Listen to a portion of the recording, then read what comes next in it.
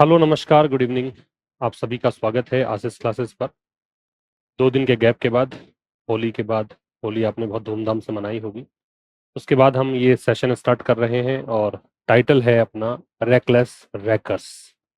जो हाल फिलहाल Iran, Israel, America, ये 3 नाम आप सुन रहे हैं और भीषण युद्ध छिड़ा हुआ है वेस्ट एशिया में, उसको लेकर ये एडिटोरियल लिखा गया है। ये जो न्यूक्लियर प्लांट्स को ये निशाना बनाते हैं उसको लेकर लिखा गया है। तो इसको हम विस्तार से डिस्कस करेंगे। उससे पहले बता दूं आपको मैं कि कुछ पेड कोर्सेज अपने अवेलेबल हैं। ये सारे newspaper reading for beginners, LDC का बैच, आरएएस मेंस का batch, comprehension batch SSC CDS के लिए, लीगल ट्रांसलेशन का बैच, और यही एडिटोरियल इंग्लिश में पढ़ना चाहें तो एडिटोरियल इन इंग्लिश का बैच, ये सब अवेलेबल हैं बैचेस। ये आप सब एक्सेस कर सकते हैं आशीष क्लासेस एप्लीकेशन से। लिंक आपको डिस्क्रिप्शन में दिया हुआ है। पहले क्वेश्चंस डिस्कस करेंगे। आज की क्लास में जो क्वेश्चंस हैं वो कॉमन एरर बेस्ड हैं। आपको इन एरर्स, ये जो सेंटेंसेस हैं, इनमें एक एरर भी हो सकती है और मोर देन वन एरर भी हो सकती है। तो आपने इसको रीड करिए और देखिए देखिए कितनी एरर्स आप निकाल पाते हो। अभी जैसे फर्स्ट सेंटेंस दे रखा है आपको,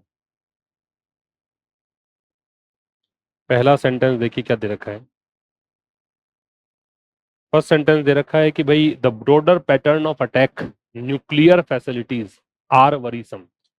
धीरे धीरे आराम से पढ़ेंगे तो समझ में आपको आएगा कि जो ब्रॉडर पैटर्न है, जो व्यापक या एक्सटेंसिव एक तरीका है किस चीज का, अटैक करने का, ये आपका प्रेपोजिशन है ओ। और प्रेपोजिशन के बाद हम क्या लगाते हैं, आईएनजी लगाते हैं। तो ये अटैक के स्थान पे क्या कर दूं, अटैकिंग। ये तो आपको पता है कि प्रेपोजिशन के बाद में सीधा क्या लगा देते हैं, आईएनजी। ठीक है। अच्छा, न्यूक्लियर फैसिलिटीज पर हमला करने का जो ये व्यापक सा एक तरीका है, ये चिंताजनक है। चिंताजनक क्या है, ये पैटर्न, ये सब्जेक्ट है आपका। ये सब्जेक्ट सिंगुलर है तो आप फिर इस आर को भी चेंज करिए किसमें, इस। ये 2 एरर्स इस सेंटेंस में मिलेंगे आपको। ठीक है। सेकंड सेंटेंस पढ़ेंगे। Aside from overtly attempts. Overt जो शब्द है ना, इसका मतलब होता है जो ओपन हो, कुछ भी हिडन नहीं हो, जो ऑब्वियस हो, जो एकदम स्पष्ट हो, जो सामने हो, उसको हम बोलते हैं क्या, ओवर्ट। असाइड फ्रॉम का मतलब होता है अपार्ट फ्रॉम, मतलब इसके अलावा, अदर देन आप इसको कह सकते हैं, डिसाइड्स इसको कह सकते हैं। किसके अलावा, ऐसे अटेम्प्ट्स के अलावा।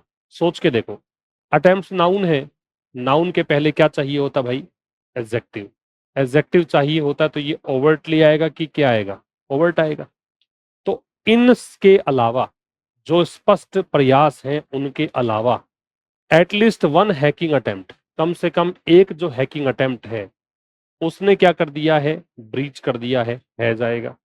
एजेंसी सिक्योरिटी, एजेंसी की सुरक्षा, ब्रीच कर दिया है मतलब उल्लंघन कर दिया है, तोड़ दिया है, वायलेट कर दिया है, इन्फ्रिंज कर दिया है। ठीक है। तो कह रहा है कि जो स्पष्ट रूप से प्रयास किए जा रहे हैं उनके अलावा कम से कम एक तो हैक करने का प्रयास हुआ है जिसने कि एजेंसी के सिक्योरिटी को ब्रीच कर दिया है, सुरक्षा को भेद दिया है। पेनिट्रेट भी आप इसको कह सकते हैं। नंबर 3 पढ़िए। The Geneva conventions prohibit states to endanger nuclear facilities. Convention जो होता है ना, ये एक प्रकार से ट्रीटी है, एक प्रकार से अग्रीमेंट है। ठीक है। ट्रीटी है या अग्रीमेंट है, संधि कह सकते हो, समझौता कह सकते हो। तो जिनेवा कॉन्वेंशंस जो हैं, जिनेवा समझौते जो हैं, प्रोहिबिट, वो प्रोहिबिट करते हैं, रोकते हैं।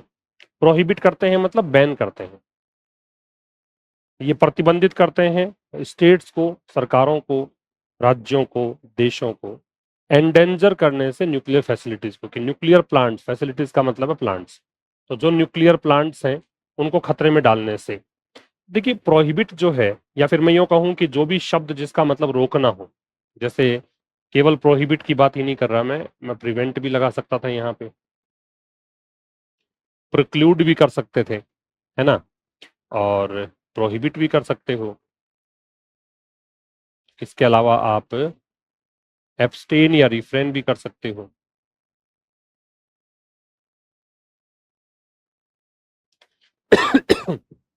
इन सब के साथ में क्या लगता है, फ्रॉम लगता है। इन सभी के साथ में फ्रॉम लगता है तो यहां फ्रॉम लगेगा।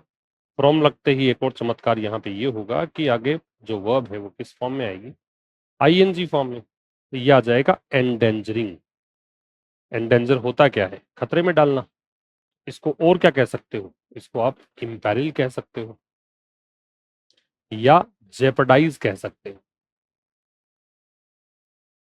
ठीक है, ये दोनों का मतलब ही क्या है, खतरे में डालना। तो जिनेवा समझौते जो हैं वो रोकते हैं, है ना, प्रतिबंधित करते हैं, रोकते हैं स्टेट्स को न्यूक्लियर फैसिलिटीज को खतरे में डालें। दो गलतियां थी, एक तो हमने देखा कि यहाँ फ्रॉम आएगा तो फिर आगे आईएनजी आएगा। नीदर द यूएस और Israel seem mindful of the risk. और माइंडफुल जो है इसका मतलब है अवेयर, इसी को आप कोग्निजेंट कह सकते हो। ठीक है, इसी को आप कॉन्शियस कह सकते हो, और इन सब के साथ में ओव लगता है। सजग होना, सचेत होना, किसी चीज के बारे में जानकारी होना, इन सब के लिए जो भी वर्ड आएगा उसके बाद में ओव लगता है, किस चीज की जानकारी है। और नीदर के साथ में कोरिलेटिव कंजंक्शन क्या लगता है, नोर लगता है, तो यहाँ आएगा नोर। तो ना ही तो यूएस ना ही इजराइल।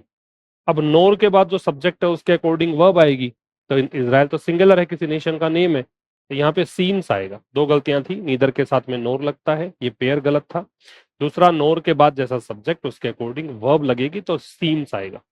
तो ना ही तो यूएस और ना ही इजराइल ऐसा लगता है कि उनको खतरों के बारे में जानकारी है या सजग है। Iran have accuse the IAEA. IAEA क्या है, इंटरनेशनल एटॉमिक एनर्जी एजेंसी, है ना। तो ये अंतरराष्ट्रीय परमाणु ऊर्जा एजेंसी है ना, इसको अक्यूज किया है ईरान ने। ईरान क्या है, एक वचन है, तो यहाँ पे हैव क्यों आएगा, हैज आएगा। अक्यूज के साथ में ओ आता ही है, तो इसने अक्यूज किया है इसको स्पाई करने का, जासूसी करने का। जासूसी करने को और बोलते हैं हम एस्पियनाश। एस्पियनाश, इसका प्रोनाउंसिएशन एस्पियनाश। ठीक है। और इसराइल के लिए कि ईरान ने आईएईए पर आरोप लगाया है कि जासूसी करती है एजेंसी इसराइल के लिए।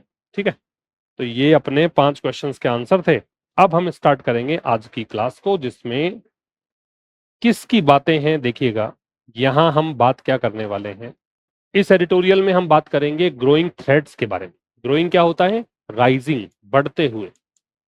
ग्रोइंग क्या होता है, राइजिंग, बढ़ते हुए खतरों के बारे में। थ्रेट क्या होता है, थ्रेट डेंजर होता है, थ्रेट हैजर्ड होता है, रिस्क होती है। ठीक है, तो ये बढ़ते हुए खतरों के बारे में बात करेंगे।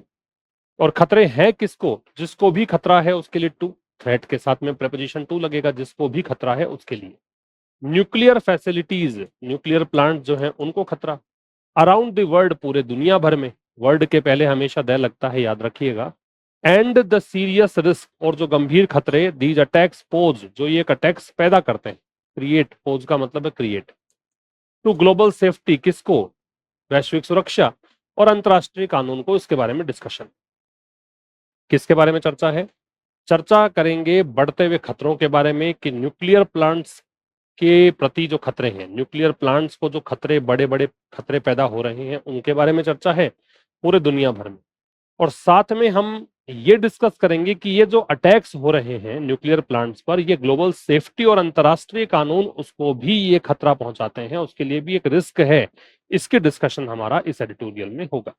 चलिए करते हैं विस्तार से चर्चा। अगर आप हैं नए इस चैनल पर तो चैनल को सब्सक्राइब करना ना भूलें, और इसको आप शेयर भी करें मैक्सिमम अपने दोस्तों के साथ, ताकि वो लोग भी समझ सकें कि इस तरीके से आप एडिटोरियल पढ़कर, न्यूज़पेपर पढ़कर इंग्लिश सीख सकते हैं।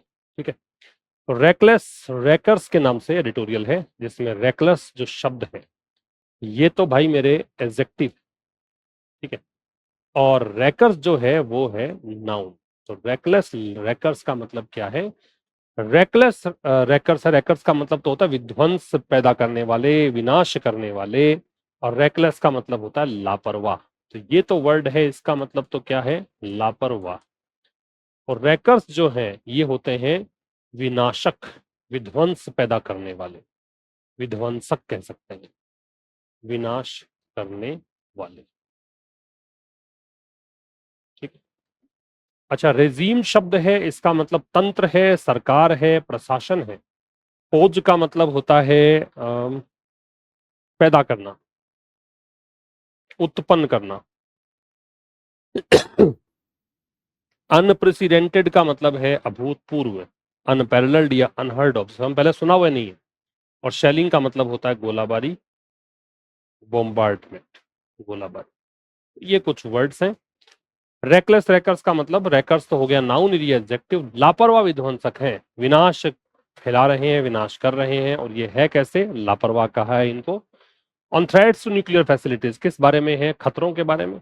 खतरा किसको है, मैंने बताया था, थ्रेट के साथ टू लगेगा। न्यूक्लियर प्लांट्स को जो खतरा है उस बारे में डिस्कशन, ठीक है, न्यूक्लियर प्लांट्स के लिए जो खतरा है उनके बारे में डिस्कशन है।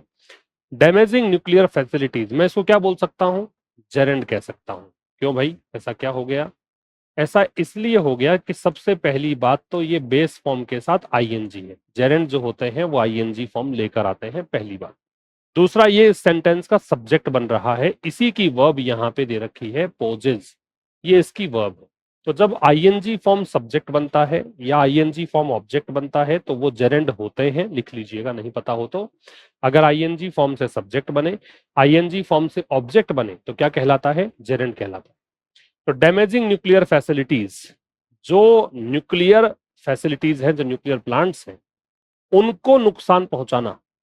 और किसके तहत ये न्यूक्लियर फैसिलिटीज कहां पर है, अनस्टेबल रेजीम के तहत, जो अस्थायी सिस्टम है, तंत्र है, सरकार है, उसके तहत उनके पास जो न्यूक्लियर फैसिलिटीज हैं उनको नुकसान पहुंचाना बड़े खतरे पैदा करता है ना। क्या पैदा करता है, ग्रेट रिस्क, ये इसका ऑब्जेक्ट है जिसमें ये नाउन है, और ये क्या है, इसका एडजेक्टिव है। तो न्यूक्लियर फैसिलिटीज को डैमेज करना, और न्यूक्लियर फैसिलिटी किसके अंतर्गत, अनस्टेबल रिजीम के अंतर्गत, unstable adjective, regime noun, unstable regime के अंतर्गत जो न्यूक्लियर फैसिलिटीज हैं, मतलब जहां सरकारें अस्थायी हैं, जहां सरकारें कमजोर हैं, स्थायित्व उनमें नहीं है, और उनके पास अगर न्यूक्लियर फैसिलिटीज हैं तो उनको नुकसान पहुंचाना एक बहुत बड़ा खतरा पैदा करता, ठीक है। पोज का मतलब देख ही लिया हमने। अच्छा, जेरेंड के साथ में एक और काम की बात यह है कि जब कभी जेरेंड आए और उसके बाद वर्ब लगानी पड़ जाए तो हमेशा ही कैसी वर्ब आती है, सिंगुलर वर्ब आती है। जेरेंड के साथ अगर वर्ब लगानी पड़ जाए तो कैसी वर्ब लगाओगे, सिंगुलर लगाओगे, ठीक है। अब विस्तार से पढ़े, देखो क्या कह रहा है, nuclear facilities have faced unprecedented threats of late जो है ना, ये एक फ्रेज है, वैसे ये एक एडवर्ब का काम करता है, और इसका मतलब होता है लेटली या रिसेंटली। क्या मतलब है, लेटली या रिसेंटली, ये इसका मतलब, लेटली या रिसेंटली, हाल फिलहाल। और इसकी एक काम की बात ये भी है कि जहां कहीं ऑफ लेट आएगा वहां प्रेजेंट परफेक्ट आएगा। तो यहां देखिए प्रेजेंट परफेक्ट आ रहा है, प्रेजेंट परफेक्ट का मतलब हैज है के साथ थर्ड फॉर्म आ रही है, ठीक है। तो ऑफ लेट लगाओगे तो प्रेजेंट परफेक्ट आएगा। ये एक काम की बात है, आपके परीक्षा के लिहाज से इंपॉर्टेंट फैक्ट है। तो न्यूक्लियर फैसिलिटीज ने अभूतपूर्व खतरों का सामना किया है हाल फिलहाल, since it's capture bye Russian forces in 2022। तो जब से रशिया ने कैप्चर किया है, रशिया की फोर्सेज ने कैप्चर किया है, अपने अधीन लिया है 2022 में, तब से यूक्रेन का जो जैपोरिजिया न्यूक्लियर पावर प्लांट है, यूक्रेन का एक पावर प्लांट का नाम दे रखा है, इसने सामना किया है लगातार गोलाबारी का और ड्रोन स्ट्राइक्स का। स्ट्राइक्स जहां पे आ जाए वहां पे इसका मतलब है अटैक, हमलों का, ठीक है। अब समझिए, तो न्यूक्लियर फैसिलिटीज तो मेरे भाई सब्जेक्ट है यहाँ पे, इसकी वर्ब ये है, और फैसिलिटीज प्लूरल है, तो देखिए यहाँ पे हैव आ रहा है, होता एक वचन तो मैं हैज लगा देता। फेस्ड वर्ब की थर्ड फॉर्म आनी ही है एच के साथ। क्या फेस किया है, अनप्रेसिडेंटेड थ्रेट्स, जिसमें यह है तो ऑब्जेक्ट, और अलग अलग करोगे तो ये नाउन है थ्रेट्स, और इसके पहले ये एडजेक्टिव है। और आपको पता होना चाहिए कि अगर एडजेक्टिव थर्ड फॉर्म लेकर आए, जैसे यहाँ पे ईडी लग रहा है, थर्ड फॉर्म है, तो इसको हम पास्ट पार्टिसिपल नाम देते हैं, ठीक है। तो न्यूक्लियर फैसिलिटीज ने हाल फिलहाल अभूतपूर्व खतरों का सामना किया है। एक बात, जब से इसने कैप्चर किया है ना, ये सिंस के साथ में टाइम दे रखा है, एक्चुअल में ये एक फ्रेज है ना, और एडवर्ब फ्रेज मानिए क्योंकि समय बता रही है। ये कह रहा है कि जब से कैप्चर किया गया है इसको, ये यूक्रेन के इस न्यूक्लियर पावर प्लांट की बात कर रहा है, जब से रशियन फोर्सेज ने, फोर्सेज का मतलब यहाँ पे आर्मी से है, ठीक है, फोर्स का मतलब बल होता है और फोर्सेज का मतलब आर्मी होती है। क्या बोला मैंने, फोर्स एंड फोर्सेज, ये तो होता है आपका बल, और ये क्या है, आर्मी, सेना। ठीक है, तो जब से रशियन फोर्सेस ने, रशियन जो है एडजेक्टिव है और रशिया से बना है एडजेक्टिव, रशिया प्रॉपर नाउन होता है, नाम है, और जब प्रॉपर नाउन से कोई एडजेक्टिव बनता है तो उसको हम नाम देते हैं प्रॉपर एडजेक्टिव। तो रशियन फोर्सेस के द्वारा जब कैप्चर किया गया था इसको, कब, 2022 में। ये एडवर्ब कह दूं क्या? बिल्कुल। कौन सा एडवर्ब कह दिया जाए? Adverb of time. क्यों? क्योंकि ये टाइम डिनोट कर रहा है। तो 2022 में रशियन फोर्सेस के द्वारा जब इसको कैप्चर किया गया था तब से, अब भाई सिंस और फॉर के साथ जब कभी भी आप देखते हैं टाइम लग जाता है तो परफेक्ट लगा हुआ नजर आएगा। जब कभी आपको फॉर या सिंस के साथ टाइम दिखे तो क्या दिखेगा? परफेक्ट दिखेगा। तो ये देखो परफेक्ट दे रखा है आगे। तब से ही यूक्रेन का ये ज़ैपोरिज़िया न्यूक्लियर पावर प्लांट है, इसने क्या किया है? इसने फेस किया है। ये सब्जेक्ट हो गया, ये वर्ब हो गया, प्रेजेंट परफेक्ट है। क्या फेस किया है? तो ये इसका ऑब्जेक्ट है जिसमें ये नाउन होगा और ये एडजेक्टिव होगा। मैं फिर से आपसे क्वेश्चन पूछूं कि अगर थर्ड फॉर्म दे रखी है एडजेक्टिव तो क्या बोला जाए इसको? पास्ट पार्टिसिपल बोला जाए। इसने बार बार में गोलाबारी फेस की है, और क्या फेस किया है ये भी ऑब्जेक्ट है ना। ड्रोन स्ट्राइक्स, ड्रोन हमले फेस किए हैं, एंड कंजंक्शन हो गया। ठीक है, यहां तक तो कोई दिक्कत होनी नहीं चाहिए। चलिए सब नेक्स्ट स्लाइड पे देखते हैं क्या कह रहे हैं। यहाँ कुछ वर्ड्स आपके पास मिलेंगे। सोल का मतलब एकमात्र, जो एक्सक्लूसिव हो, जो सिंगल। एग्जिस्टेंशियल थ्रेट का मतलब है अस्तित्व को खतरा, अस्तित्व को खतरा, एग्जिस्टेंशियल थ्रेट। एनरिच का मतलब क्या है? संवर्धन करना, संवर्धन करना, है ना, प्रोसेस करना। ये तीन वर्ड्स। अब एक बार आप इसको खुद से पढ़कर देखिए, कोशिश करो समझने की क्या लिखा हुआ है। ज्यादा समझ में आएगा अगर आप पहले पढ़ लोगे तो। देखो, while Russia wished to be the sole nuclear armed successor, successor क्या होता है? दो शब्द होते हैं, सक्सेसर होता है, एक प्रीडिसेसर होता है। ये इसका एंटोनिम लिख रहा हूं मैं। एक होता है सक्सेसर, एक होता है प्रीडिसेसर, है ना। इन दोनों में टू लगेगा, एक बात तो ये ध्यान रखना। प्रीडिसेसर का मतलब होता है जो पूर्ववर्ती है, जो पहले आता है। सक्सेसर का मतलब है जो बाद में आता है, उत्तराधिकारी जिसको बोलते हैं आप। प्रीडिसेसर जो पहले है, और सक्सेसर जो उसके बाद में आए। टू लगेगा दोनों में। रशिया ने ये इच्छा जाहिर की थी कि वो अकेला न्यूक्लियर आर्म्ड सक्सेसर बनना चाहता है, न्यूक्लियर हथियारों से युक्त उत्तराधिकारी बनना चाहता है सोवियत यूनियन का। वहीं इसराइल ने ईरान के न्यूक्लियर प्रोग्राम को देखा है एक अस्तित्व के लिए खतरे के रूप में, और इसने 2024 से ही, है ना, हमला किया है इट्स वेपन्स, इसके हथियारों पर। वेपन साइट्स जो है, जहां पर हथियार इसके रखे हुए हैं, उन साइट्स पर, उन स्थानों पर 2024 से। In 2025, the US launched targeted strikes against Fordo and Natanz. 2025 में यूएस ने टारगेटेड स्ट्राइक्स किए, मतलब हमले किए और लक्ष्य करके हमले किए इन इन जगहों पर, विच एनरिच यूरेनियम। और ये दोनों जगह जो है ना उसी के लिए कह रखा है कि यूरेनियम का संवर्धन करते हैं, प्रोसेस करते हैं यूरेनियम को। और एक जगह है इस्फहान, ये फ्यूल साइकिल कॉम्प्लेक्स है। फ्यूल साइकिल कॉम्प्लेक्स एक ऐसे जगह को बोलते हैं जो बहुत बड़ी, एक बड़ी साइट होती है जहां पे बड़ी मात्रा में एक न्यूक्लियर, जो ये न्यूक्लियर पावर प्लांट जो होते हैं वहां पे संवर्धन होता है, प्रोसेसिंग होती है बड़े स्तर पर, उसको फ्यूल साइकिल कॉम्प्लेक्स कहा जाता है। ठीक है, अब देखिए क्या कहना चाह रहे हैं। वाइल जो है ना वो कंजंक्शन है। ये या तो क्या करता है कि दो ऐसे क्लोजेस को जोड़ता है जो विपरीत बातें करते हैं, या फिर आपको ये किसी दो पहलुओं में से एक पहलू को इंट्रोड्यूस कराने के लिए यूज किया जाता है। ये कंजंक्शन हो गया। तो जहां रशिया ने इच्छा जाहिर की थी, विश किया था क्या, कि ये एकमात्र न्यूक्लियर आर्म्ड सक्सेसर बनना चाह रहा था, किसका? सोवियत यूनियन का। ठीक है, तो इसराइल दूसरी साइड एक दूसरा पहलू बता रहा है कि इसराइल ने देखा है ईरान के न्यूक्लियर प्रोग्राम को। ये इसका ऑब्जेक्ट व्यू के साथ एज लगा है। किस रूप में देखा है? प्रेपोजिशन है इस रूप में। जब एज का मतलब हो ना के रूप में तो इसको प्रेपोजिशन कहते हैं। एग्जिस्टेंशियल थ्रेट, एक अस्तित्व के खतरे के रूप में। एंड इट्स अटैक्ड, ये ईरान की ही वर्ब है और इसने अटैक किया है ना। अच्छा, अटैक जो है वो ट्रांजिटिव वर्ब होती है। ट्रांजिटिव वर्ब होती है, इसके मायने ये हैं कि इसके साथ में प्रेपोजिशन नहीं लगता। जो भी कोई ट्रांजिटिव वर्ब होती है उसके बाद में प्रेपोजिशंस नहीं अप्लाई करते हैं। तो इजराइल ने ईरान के न्यूक्लियर प्रोग्राम को देखा है एक एग्जिस्टेंशियल थ्रेट के रूप में। अगर अलग अलग करूं, मैं इसको स्प्लिट करूं, तो ये नाउन और ये एडजेक्टिव कहलाएगा। और इसने अटैक किया है इसके वेपन साइट्स को। इट्स किसके लिए आ रहा है? ईरान के लिए पॉजेसिव एडजेक्टिव आ रहा है। साइट्स देखिए, तीन प्रकार के साइट आप देखेंगे, एक CITE देखेंगे, एक SITE देखेंगे, एक SIGHT देखेंगे। क्या डिफरेंस है इन तीनों में? ये जो है साइट, ये मेंशन करने को, अल्यूड करने को, जिक्र करने को, कहने को, इसके लिए यूज करता है। ये साइट जो है ये जगह के लिए काम आता है। और ये जो साइट है ये विजन रूप में यूज किया जाता है। कंफ्यूजिंग वर्ड्स में पूछ सकते हैं, ठीक है, कंफ्यूजेबल जो वर्ड्स आते हैं उनमें आपसे पूछा जा सकता है ये वाला।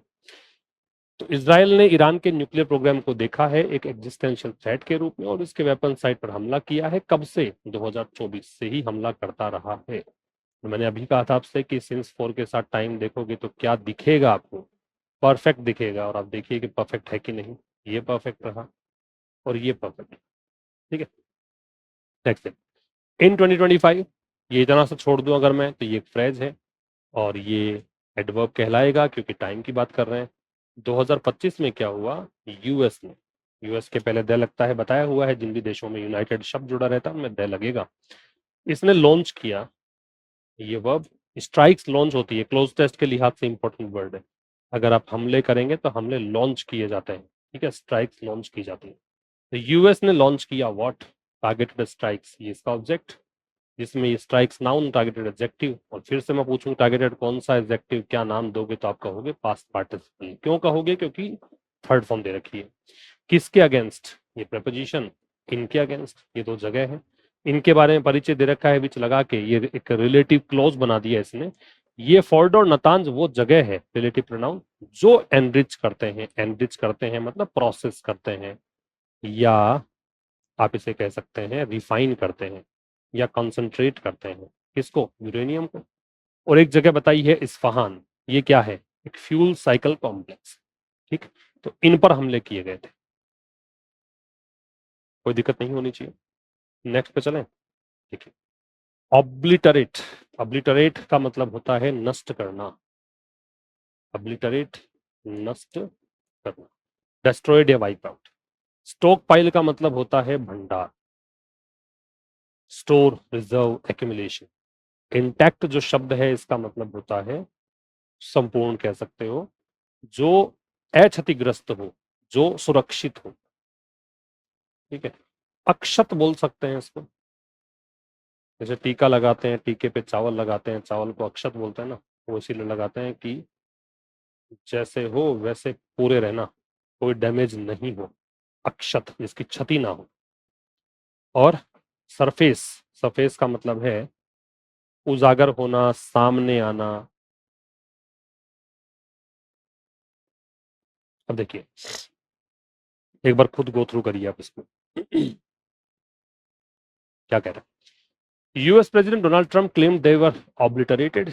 यूएस के राष्ट्रपति ट्रंप ने दावा किया कि ये जो जगह बताई है, फोर्डो, नतांज, है ना, इनको नष्ट कर दिया गया था। बट द IAEA, क्या है ये? अंतरराष्ट्रीय परमाणु ऊर्जा एजेंसी जो है, उसने ये पाया कि एनरिच्ड यूरेनियम स्टॉक पाइल, कि वो यूरेनियम का भंडार जिसको कि संवर्धित किया जा चुका था, वो अधिकांश रूप से सुरक्षित ही था एट इस्फहान। कहां पर? इस जगह पर। On March 2 the IAEA had said that, 2 मार्च को इस एजेंसी ने कहा कि बुशेयर एंड तेहरान, तेहरान वहां की राजधानी है ईरान की, reactors had not been hit और डैमेज्ड अंटिल देन। इसने कहा कि अभी तक इन जगहों पर हमला नहीं किया गया है या इनको अभी तक डैमेज नहीं किया गया है। All the strikes on March 3 surfaced reports of damage, लेकिन 3 मार्च को जो हमले हुए उसने रिपोर्ट्स यहाँ पे सरफेस की, रिपोर्ट्स को उजागर किया, रिपोर्ट्स किसकी? डैमेज की। और डैमेज किसको हुआ? इस एयरपोर्ट को। किसके अकॉर्डिंग? ईरान के सरकारी मीडिया के according. And again in Natanz, और फिर नतांज में हमले का इसने हवाला दिया। अब आप अगर पढ़ें इसको विस्तार से तो पाएंगे कि ये जो येलो कलर में मैंने दे रखा है ये वाला आपका सब्जेक्ट हुआ, ये इसकी वर्ब हुई, इसने दावा किया। अब मैं यहाँ दैट लगाऊं नहीं लगाऊं क्या फर्क पड़ता है, अंडरस्टूड है ये तो, ठीक है। ये कहा कि दे किसके लिए आ रहा है, उन फोर्डो, नतान्ज और इस्फहान इनके लिए आ रहा है। इस व्यक्ति ने कहा था कि भी ऑब्लिटरेट कर दिए गए थे, ये पैसिव का स्ट्रक्चर है, पैसिव है पास्ट इंडेफिनिट का, होना तो आखिर होना तो चाहिए था ये पास्ट परफेक्ट का पैसिव, क्योंकि जब इन्होंने दावा किया उससे पहले ये घटना घट चुकी है। और जब भी पास्ट ऑफ पास्ट को आप डिनोट करना चाहें तो उसके लिए पास्ट परफेक्ट हम लगाते हैं, लेकिन ठीक है, वर ऑब्लिटरेटेड होना चाहिए था, हैड बीन ऑब्लिटरेटेड। इनको नष्ट कर दिया गया था, लेकिन इस एजेंसी ने, ये सब्जेक्ट हो गया, इसने पाया कि ये कंजंक्शन है कि जो एनरिच्ड यूरेनियम स्टॉक पाइल है ये तो आपका नाउन हो गया और ये पास्ट पार्टिसिपल एडजेक्टिव हो गया। तो ये जो संवर्धित भंडार है इसका वॉज, ये था लार्जली, मतलब यहां मानिए मोस्टली, अधिकांशतया इंटैक्ट था, इंटैक्ट एडजेक्टिव है कहां पर, इस जगह पर। एट इस्फहान को कम्युलेटिव रूप से मैं एडवर्ब कहूंगा, एडवर्ब प्लेस कहूंगा। अगर मैं इसको स्प्लिट करूंगा दो वर्ड्स में तो इस्फहान नाउन कहूंगा एट प्रीपोजिशन, ठीक है। अब देखिए, इस तारीख को 2 मार्च को ये एडवर्ब हो गया, इस एजेंसी ने कहा था, ये कंजंक्शन हो गया। क्या कहा था कि ये और ये जो रिएक्टर्स हैं, है ना, subject, had not been hit, passive voice से पास्ट परफेक्ट का, इनको हिट नहीं किया गया, इन पर स्ट्राइक नहीं की गई या फिर डैमेज नहीं किया गया अंटिल देन। अंटिल देन को अलग अलग देखोगे तो अंटिल एडवर्ब होता है, सॉरी अंटिल प्रेपोजिशन है, देन है वो एडवर्ब है, लेकिन कम्युलेटिव रूप से देखोगे तो ये फ्रेज ही कहलाएगा अंटिल देन, और वैसे एडवर्ब का काम करेगा कि टाइम की बात करता है, वैसे ये फ्रेज है। इनको डैमेज नहीं किया गया था, यद्यपि स्ट्राइक्स जो हैं, हमले जो हैं 3 मार्च को, पर्टिकुलर डे की बात आप करते हो तो ऑन लगता है, ये हमले इन्होंने सरफेस किया रिपोर्ट्स ऑफ डैमेज, है ना, इन हमलों ने उजागर किया डैमेज की रिपोर्ट्स को। और डैमेज किसको हुआ उसके लिए टू लगा है, इस एयरपोर्ट को, किसके अकॉर्डिंग, ईरान के स्टेट मीडिया, मतलब ईरान की सरकारी मीडिया के according. And again in Natanz, again भी एडवर्ब होता है, और फिर नतांज, ठीक है, नतांज में फिर से हमले हुए, ये कह रहे हैं, क्लियर। नेक्स्ट देखिए, ब्रॉडर व्यापक, वाइडर लार्जर या मोर एक्सटेंसिव, वरीसम का मतलब चिंताजनक, alarming, concerning, troublesome. Aside from का मतलब है के अलावा, apart from, other than. Overt का मतलब है स्पष्ट, ओपन, एक्सप्लिसिट या विजिबल। ब्रीच का मतलब तोड़ना, उल्लंघन करना। पढ़िए देखिए इसको क्या कहना चाह रहे हैं। The broader pattern of attacking nuclear facilities worrisome, कह रहा है कि जो ये एक व्यापक सा पैटर्न बन गया है कि न्यूक्लियर प्लांट्स पर हमले किए जा रहे हैं, ये चिंताजनक है। असाइड फ्रॉम ओवर्ट अटेम्प्ट्स, अगर आप कुछ स्पष्ट प्रयास जो दिख रहे हैं आपको भी, उनके अलावा देखें तो at least one hacking attempt has breached, कि कम से कम एक तो हैकिंग का प्रयास हुआ है, वेबसाइट्स हैक होती है ना, हैकिंग का प्रयास किया गया है, जिसने कि नेशनल न्यूक्लियर सिक्योरिटी एडमिनिस्ट्रेशन को की सुरक्षा को भेदा है, which manages the US nuclear stockpile. ये नेशनल न्यूक्लियर सिक्योरिटी एडमिनिस्ट्रेशन क्या करता है, ये यूएस के न्यूक्लियर स्टॉक पाइल को मैनेज करता है। जबकि रैंसमवेयर ग्रुप्स, रैंसम फिरौती को बोलते हैं, रैंसमवेयर का मतलब ऐसे सॉफ्टवेयर जो कि किसी सिस्टम को हैक करके पैसों की डिमांड करते हैं, उसको बोलते हैं रैंसमवेयर। तो ये जो समूह है, have targeted global energy firms, इन्होंने वैश्विक एनर्जी फर्म्स को टारगेट किया है, ब्राजील के स्टेट न्यूक्लियर ऑपरेटर को टारगेट किया है, ठीक है। तो ब्रॉडर पैटर्न किसका, अटैक करने का, ये प्रेपोजिशन का प्रभाव है, अटैक के साथ प्रेपोजिशन लगेगा नहीं, ठीक है। तो ब्रॉडर पैटर्न जो है अटैक करने का न्यूक्लियर फैसिलिटीज को, तो ये ब्रॉडर पैटर्न सिंगुलर सब्जेक्ट है ना, इसकी वर्ब इज है, ये वरीसम है, ये एडजेक्टिव है, चिंताजनक है, ठीक है। अब ये कह रहा है किसके अलावा, ओवर्ट अटेम्प्ट्स के अलावा, ये नाउन है, ये एडजेक्टिव, जो स्पष्ट प्रयास है उसके अलावा कम से कम एक जो हैकिंग अटेम्प्ट है उसने क्या किया है, ब्रीच किया है, प्रेजेंट परफेक्ट, किसको, इस सिस्टम। ये क्या करता है, ये रिलेटिव क्लॉज है, ये मैनेज करता है, इस एडमिनिस्ट्रेशन की बात कर रहा है, ये मैनेज करता है, इसी के लिए आ रहा है। यूएस के, देखो यूएस के बाद में अपोस्ट्रोफे एस लगता है, केवल अपोस्ट्रोफे नहीं लगाना है, एस होने के बावजूद भी, क्योंकि ये प्रॉपर नाउन है, और प्रॉपर नाउन में एस अगर मिले भी, मतलब कोई नाम हो देश का, है ना, और एस दे भी रखा हो, कोई व्यक्ति का नाम हो और एस लास्ट में हो भी, और तुम्हें अगर अपोस्ट्रोफे लगाना हो तो तुम लगाओगे अपोस्ट्रोफे एस, केवल अपोस्ट्रोफे से काम नहीं चलेगा। तो ये मैनेज करता है यूएस के न्यूक्लियर स्टॉक पाइल को, यूएस के न्यूक्लियर रिजर्व को। जबकि ये कंजंक्शन हो गया। जो रैंसमवेयर ग्रुप्स हैं इन्होंने टारगेट किया है ग्लोबल एनर्जी फर्म्स को और ब्राजील के इसको, ये दोनों ऑब्जेक्ट है।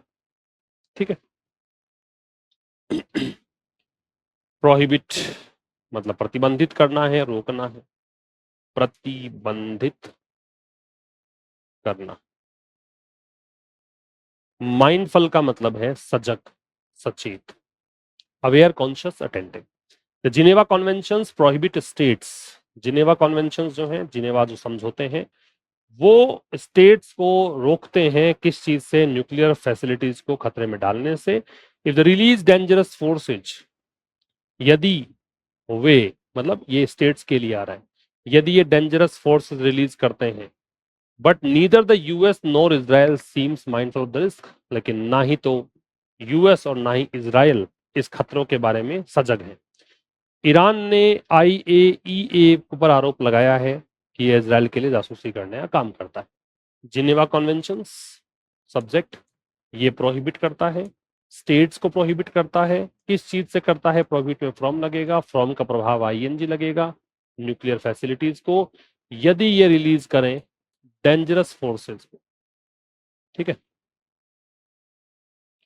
फिर कह रहा है बट नीदर, लेकिन ना ही तो यूएस और ना ही इजराइल, मतलब यदि ये जो न्यूक्लियर फैसिलिटीज हैं ये डेंजरस फोर्सेस रिलीज करें तो इन पर हमला करना ही नहीं चाहिए, इनसे बचना चाहिए, है ना, एंडेंजर करने से बचना चाहिए। अब नीदर नोर आ गया, नोर के बाद इजराइल है, इजराइल की वर्ब है सीम्स, ना तो यूएस और ना ही इजराइल, ऐसा लगता है कि माइंडफुल है, माइंडफुल के बाद ऑफ लगेगा। ठीक है। अवेयर के बाद भी ऑफ लगता है, कॉन्शियस के बाद भी ऑफ लगता है, कॉग्निजेंट के बाद भी ऑफ लगता है। इन सब का मतलब है सजग या सचेत। ईरान ने हैज हेल्पिंग वर्ब, ये मैन वर्ब, ऑल्सो एडवर्ब, और ऑल्सो के साथ में, हाँ सॉरी, एक्यूज के साथ में ऑफ लगता है। किस पर आरोप लगाया? किसका आरोप लगाया? ईरान ने आरोप लगाया है इस एजेंसी पर कि ये स्पाई करती है, जासूसी करती है। किसके लिए? इजराइल के लिए। ये फॉर प्रेपोजिशन है और इजराइल क्या है? नाउन। क्लियर? ठीक है साहब, ये कहानी थी आज के इस एडिटोरियल की। अब आप मैच द कॉलम एक्सरसाइज कर लीजिए, करो कोशिश। वरीसम चिंताजनक क्या हो जाएगा? कंसर्न्ड या अलार्म, इससे जुड़ जाएगा बी से। ओवर्ट का मतलब ओपन या विजिबल, ये जुड़ जाएगा डी से। ब्रीच का मतलब सिक्योरिटी वायलेशन। ठीक है। स्टॉक पाइल क्या होता है? न्यूक्लियर वेपन रिजर्व, भंडार। और रैंसमवेयर का मेलवेयर डिमांडिंग पेमेंट। ये आपका आज का एडिटोरियल कंप्लीट। मुलाकात होगी अब कल एक नए सेशन के साथ ठीक शाम 5 बजे। तब तक के लिए नमस्कार, थैंक यू वेरी मच।